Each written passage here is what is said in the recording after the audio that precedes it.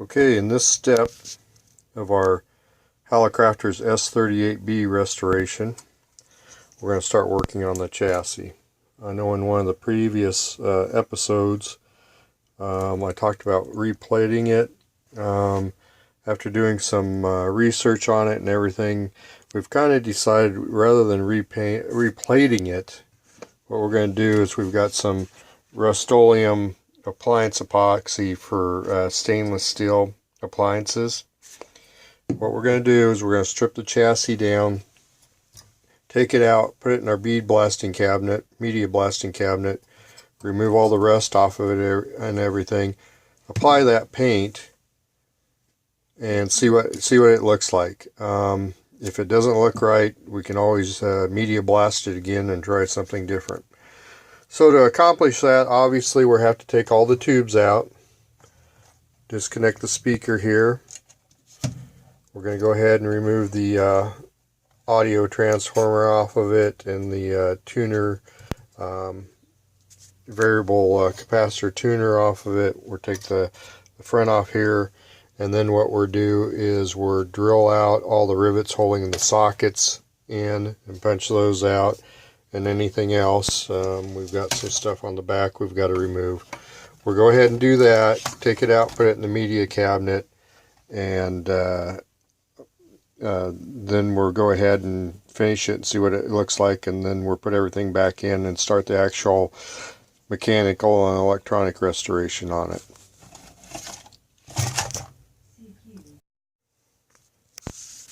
On this step, or as you can see here, we've taken the dial off, cut the dial string out. It wasn't even real dial string, it was just some kind of twine. Removed all the tubes off of it, and we detached the speaker from it. So the next thing we need to do is underneath this, there's a couple wires under there that go under the chassis that we need to desolder, and then we'll remove this off, drop that in the ultrasonic cleaner and try to clean it up. Then we'll desolder these coils here, these IF transformers. We're desoldering them from down below and remove them. And then we also have to remove the audio transformer. Hopefully that still works. Once we get that done, we'll go ahead and start drilling out the rivets, and we'll just drop everything down connected, and then get the chassis done and then drop it back in. There's a few spots, there's a few other terminal strips that we'll have to drill out and everything, and remove that. So that's what we'll do next. Well, we have everything removed from the chassis. Remove the IF cans. We'll have to check those out and see if they're okay.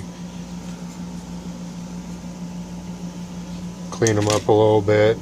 Check them for silver mica disease.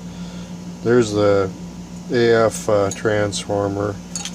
Looks like it's been worked on once before up here, so we'll have to test it and see if it's any good and try to maybe do a little bit of a repair on that. So now the next step is to go ahead and drill out the rivets that are holding everything in, drop everything out, and then we can go out and bead blast or media blast the chassis, and then try to paint it and see how we come out.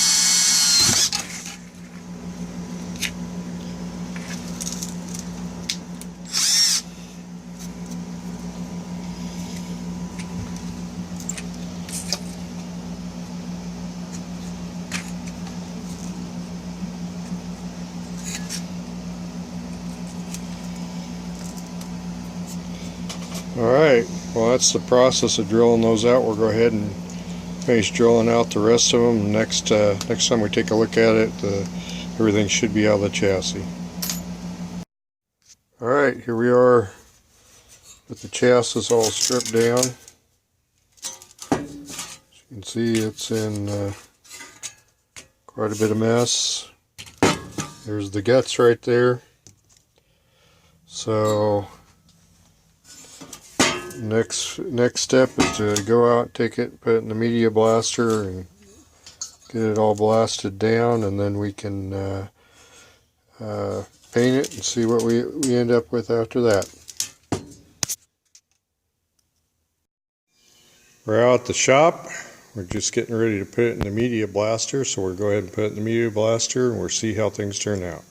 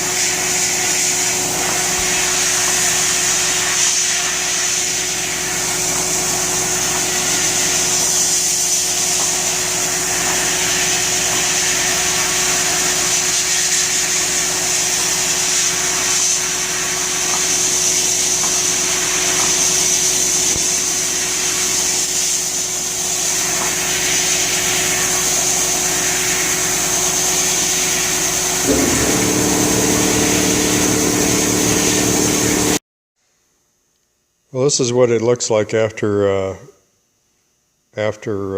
media blasting, and it actually looks pretty good. We considered just clear coating it, but there's a little bit of discoloration and stuff over here, so we're going to go ahead and apply the stainless steel appliance epoxy paint, and hopefully next time you see it, it'll be all painted. Well, this is what we ended up with after painting the chassis. Looks pretty good. Obviously you can tell it's not original, but it looks a lot better than the advanced rust that was on it. We went ahead and used steel pop rivets to reattach the components to the chassis, and so now we're I need to check the silver mica capacitors in the IF cans and probably replace those. We'll continue remounting components to the chassis. We spent a lot of time with this in the ultrasonic cleaner, which it did clean up quite a bit, but we're going to use some Brasso to finish cleaning that up, and then we'll reattach that. We did check the tubes. On one of our tube checkers, we ended up with, out of the 5, only one of them was good, but we're going to check it with this Hickok that I got, and double check, make sure that's true. If it is, we'll have to order replacements for those. About the only other thing, we'll go through. Whoever had this before us apparently, appears to me it's already been recapped once. We'll go ahead and replace the power caps, and also put a new safety cap in there, and then rewire it so we don't have to worry about the chassis being hot. We'll get all that done, and then we'll go ahead and obviously we have to restring it with real wire, or real stringing cord. This is what was what it was strung with, which obviously isn't something that they must have had around the house. So we'll get that done. Then hopefully after we get that done, we either have to order, we were missing one of these, we either have to order one or we're going to attempt to start recreating those, so we'll see where we come out there.